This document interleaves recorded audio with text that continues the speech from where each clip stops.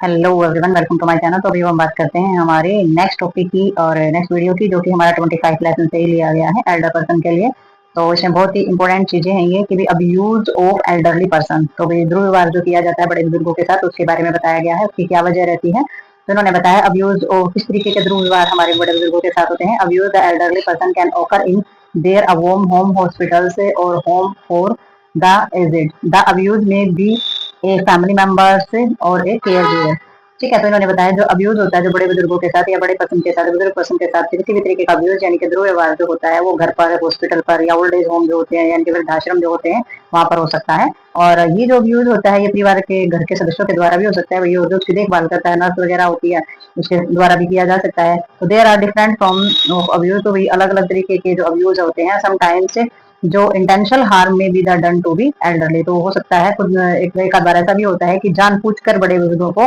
हानि पहुंचाई जाती है। ठीक है, यानी कि जानबूझकर उनके साथ बुरा व्यवहार किया जाता है। ठीक है, तो नेक्स्ट उन्होंने बताया elder abuse is defined as the wilful of infliction of injuries of अन, इसमें आ जाता है अनरिस्पॉन्सिबल से, या फिर हमारे कॉम्प्लीमेंट, या फिर हमारे इंटिमिडेशन से और punishment with the resulting harm और पेन और मेंटल एंजिस, या फिर हमारे deprivation by the individual include of the caretaker of good और service that are necessary to attain maintain physical mental and psychological wellbeing. तो इनका कहना ये है कि भी जो हमारे एल्डर पर्सन जो होते हैं, बुजुर्ग आदमी जो होते हैं, उनके साथ जो अब्यूज करा जाता है उसको किस तरीके से डिफाइन किया गया है कि भाई उनके साथ जो है ना अब्यूज में क्या क्या होता है उनको, कि भाई किसी प्रकार की उनको चोट लग जाना, उनको जबरदस्ती घर में बांध कर रखना, ठीक है, सजा के तौर पर, या फिर किसी प्रकार की उनकी बात ना सुनना, मतलब किस तरीके की जोर जबरदस्ती उनके साथ करना। और मतलब कि जोर जबरदस्ती का मतलब ये हो जाता है कि भी उनकी बातें ना सुनना, मानसिक तौर पर उनको परेशान करना, फिजिकल तौर पर उनको परेशान करना, किसी प्रकार की चोट उनको लग जाना,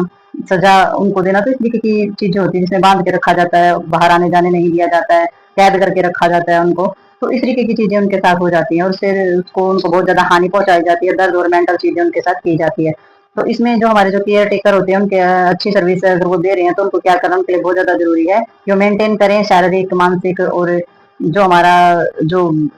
फिजिकल यानी कि शारीरिक तौर पर या मानसिक तौर पर या साइकोलॉजिकल तौर पर जो अच्छी चीजें उनके साथ की जानी चाहिए वो हमारे उनके साथ होनी चाहिए, यानी कि किसी भी प्रकार का अब्यूज नहीं होना चाहिए उनके साथ। और ज्यादातर क्या होता है कि बड़े बुजुर्ग जब कुछ भी मांगते हैं, कुछ भी करते हैं, तो उनके साथ अब्यूज किया जाता है। तो उस अब्यूज में बहुत सारी चीजें होती हैं कि उनकी बातें ना मानना, उनको बांध कर रखना, उनके साथ मारपीट करना, उनको डराना धमकाना, ठीक है, रूम में बंद कर देना, उसमें रोक देना। तो कई तरीके की पनिशमेंट उसके साथ हो सकती है। तो इसमें जो elder neglect of the defined as any failure provide goods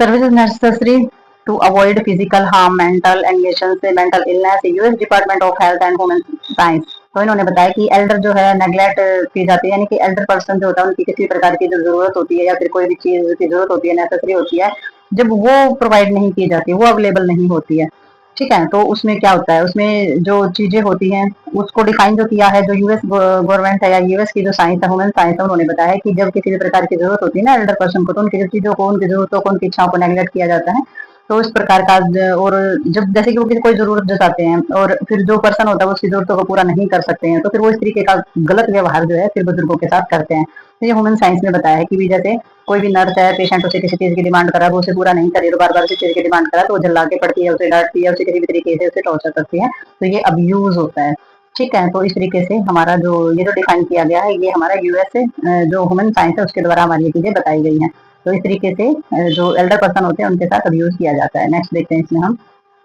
तो इसमें हमारा टाइप ऑफ अब्यूज में आ जाता है, फिजिकल अब्यूज आ जाएगा, शारीरिक रूप से परेशान करना, ठीक है, साइकोलॉजिकल मानसिक रूप से परेशान करना, शोषण करना, ठीक है, और साइकोलॉजिकल नेग्लेक्ट यानी कि साइकोलॉजी रूप से, मानसिक रूप से उसे प्रताड़ना करना, डराना धमकाना, ठीक है, वो सारी चीजें इसके अंदर आ जाती हैं। सेल्फ नेग्लेक्ट अपनी उपेक्षा करना, और जो हम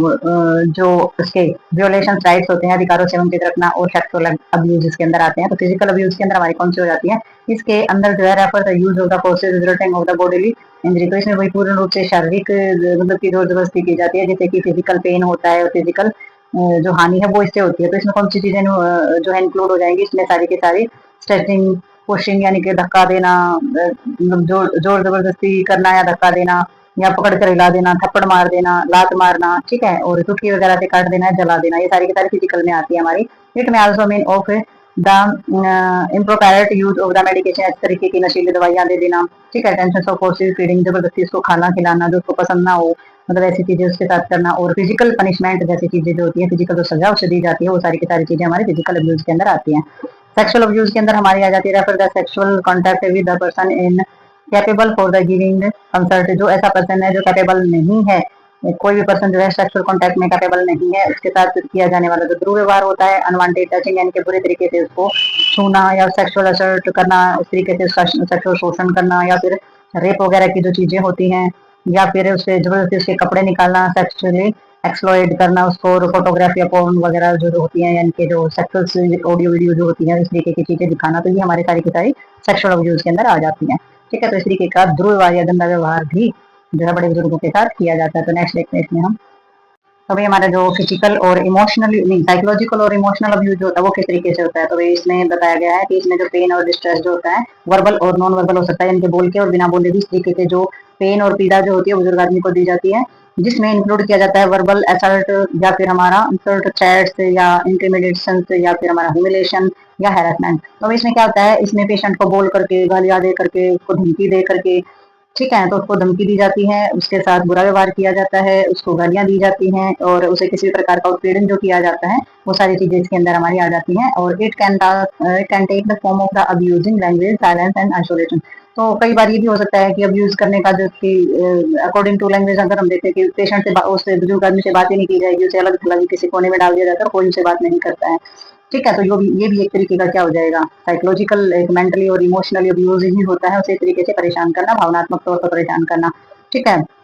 और अबेंडोमेंट के अंदर क्या आ जाता है, इसके अंदर जो हमारा एल्डर पर्सन होता है उसमें सारा का सारा जो सिस्टम होता है, मतलब कि ऐसे इंसान के द्वारा छोड़ दिया जाता है जिसके ऊपर जिसने उसकी रिस्पॉन्सिबिलिटी ली है उसकी केयर की, ठीक है। Provide care by the person होता है फिजिकल कस्टडी, जिसको फिजिकल कस्टडी दी जैसे कि इसका बेटा ही है या बेटी है या फिर कोई और है, मतलब अपनी जो संतान होती है उसी के प्रति ज्यादा होता है, और ये अब्यूज करने वाली भी संतान की ही ज्यादा प्रॉब्लम होती है, तो वो भी इसी तरीके से अब्यूज करते हैं। ओल्ड एज, जो ओल्ड एज होम में जाते हैं वहां भी कोई ना कोई ऐसा मिल जाता है जो इस तरीके की फिजिकल दिक्कतें करता है, बट फैमिली वाले जो है उनकी ज्यादातर भी वो शिकायतें आती हैं कि भाई वो अपने बड़े बुजुर्गों के साथ इस तरीके का व्यवहार करते हैं, ठीक है। तो जिससे उनके द्वारा छोड़ दिया जाना बोला जाता है, जो कि उसके रिस्पॉन्सिबिलिटी लेने के अधिकारी हैं और जिनके पास उनकी फिजिकल कस्टडी है, ठीक है। और फाइनेंशियल और जो हमारा मटेरियल एक्सप्लोरेशन होता है वो किस तरीके से हो जाता है, ये कानूनी तौर पर हो जाता है कि भाई इसमें जो एम्पर होता है, जैसे कि उसका फंड है, उसकी प्रॉपर्टी है, उसे लेकर के समस्या उत्पन्न होती है, जैसे कि इसमें इन्वॉल्व हो जाती है हमारे फंड विदाउट द परमिशन, तो उसके पैसे का यूज बिना परमिशन के उसके पैसों का यूज करना, उसके अकाउंट का यूज करना, ठीक है। उसकी जो सिग्नेचर वगैरह है, धोखाधड़ी से उसके जो सिग्नेचर होते हैं ना, झूठ बोल के धोखाधड़ी से उसके सिग्नेचर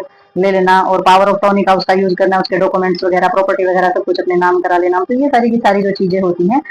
ये सारी की सारी हमारे फाइनेंशियल में होती है, यानी कि उसके परमिशन के बगैर उसकी प्रॉपर्टी और पैसे पर अपना हक जमा लेना, और उसे जबरदस्ती उसके सारी पैसे वगैरह छीनना, जबरदस्ती करना, मारपीट करके, मतलब कि जिस तरीके से भी जो चीजें की जाती है वो फाइनेंशियल, यानी कि जो पैसों का मामला होता है वो सारा का सारा इसमें आ जाता है हमारा फाइनेंशियल और मटेरियल एक्सप्लेनेशन। तो इसमें मटेरियल में आ जाता है अगर कोई और भी चीज है, प्रॉपर्टी और पैसा है, कोई और भी चीज है उसके पास, गहने हैं, जेवर है, मारपीट के वो जबरदस्ती छीन लेना, तो ये इसी के अंदर आ जाएंगे हमारे,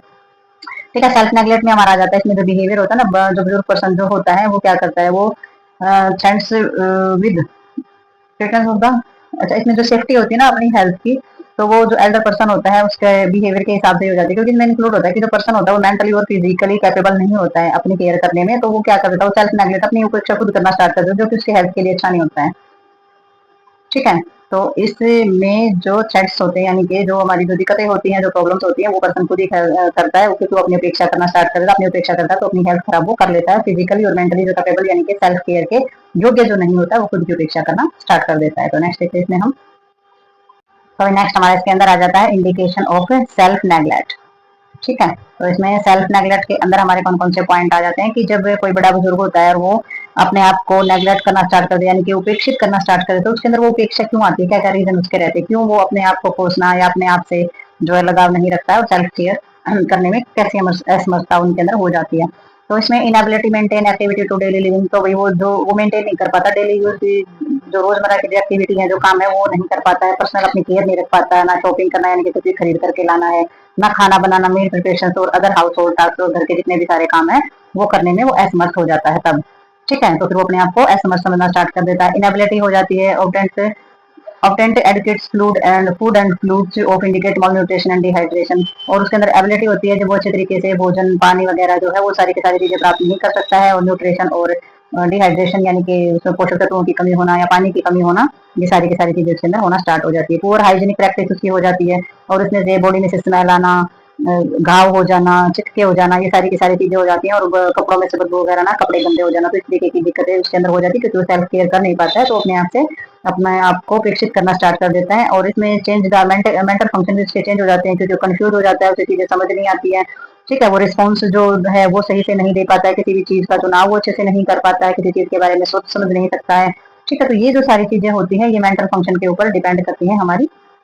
तो भी किसी भी चीज का अच्छे से रिस्पॉन्स न करना, कंफ्यूज हो जाना, फैसले ना ले पाना, उसे कुछ भी समझ नहीं आता, तो अपने आप को अपेक्षित करना स्टार्ट कर देता है। और इसके अंदर जो पर्सनल जो फाइनेंशियल जो चीजें होती हैं, जैसे कि वो अगर बिल पे नहीं कर पा रहा है और उसकी जो पैसे वगैरह है वो अनुचित तरीके से वो खर्च कर रहा है, तो ये सारी चीजें भी अपेक्षित करती हैं इंसान को। और इसमें जो इम्पोर्टेंट जो बिजनेस है और मेडिकल अपॉइंटमेंट वगैरह वो भी वो हैंडल नहीं कर पा रहा है, कि वो जो काम कर रहा है वो भी उससे नहीं हो रहा है, और मेडिकल जो अपॉइंटमेंट है डॉक्टर के पास कब जाना, कैसे जाना, किस तरीके से दवाई लेनी है, वो भी वो नहीं हैंडल कर पाता है। और लाइफ थ्रेटिंग में तो फिर उसके अंदर क्या उपेक्षा के मारे क्या हो जाता है, लाइफ थ्रेटिंग यानी कि उसके जीवन को खतरा यानी जो आत्महत्या करने की कोशिश करता है, इधर उधर भटकाव में आ जाता है, अकेला रहने की कोशिश करता है, और सब्सटेंसेस यूज यानी कि मादक पदार्थों का सेवन, यानी शराब पीना, ड्रग्स लेना, इन चीजों का सेवन करना भी स्टार्ट कर सकता है। तो ये हमारे क्या होते हैं, सेल्फ नेग्लेक्ट यानी कि अपने आप को उपेक्षित करना। तो इस तरीके की जो चीजें होती हैं ये उपेक्षित कर देती हैं जब वो पूरी तरीके से, अगर उसे किसी चीज की अगर कमी हो जाती है कि वो नहीं खाना बना पा रहा है, इस चीज में समर्थ नहीं है, और उसे फैमिली सपोर्ट मिल जाता है, परिवार उसे संभालने वाला होता है, तो फिर ये जो सारी चीजें हैं इनसे वो बच जाते हैं।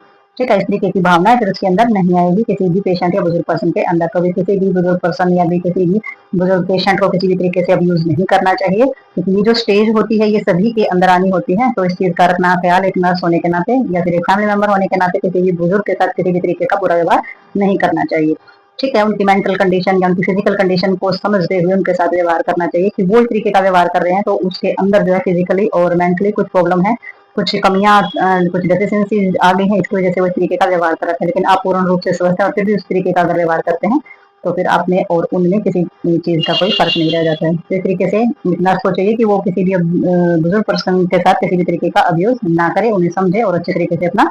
जो है ड्यूटी वाले। तो ये जो हमारा टॉपिक है, लेसन ही हो गया। तो ये जो हमारा लेसन है 25 ये हमारा कंप्लीट हो चुका है। ठीक है, तो नेक्स्ट चैप्टर में मिलते हैं और नेक्स्ट वीडियो के साथ मिलते हैं, तब तक के लिए बाय बाय।